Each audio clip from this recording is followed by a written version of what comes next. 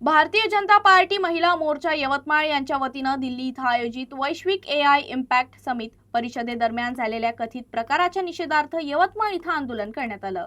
आपला देश हा संस्कृती आणि संस्कारानं नटलेला देश आहे। विकासाच्या दृष्टीनं सध्या सर्व देशांचं लक्ष भारताकडे आहे। पंतप्रधान आणि मुख्यमंत्र्यांच्या नेतृत्वात आंतरराष्ट्रीय परिषदेत भारत इतर देशांना संदेश देत असताना आपल्याच देशातील नेत्यांना असं अभद्र वर्तन करणं माणुसकीला अशोभनीय आहे।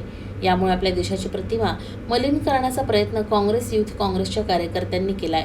यावेळी काँग्रेस नेते राहुल गांधी आणि युथ कार्यकर्त्यांनी माफी मागावी, अन्यथा जिल्ह्यातील काँग्रेस नेत्यांच्या घरासमोर तीव्र आंदोलनाचा इशारा शैला मिर्झापुरे यांनी दिला आहे।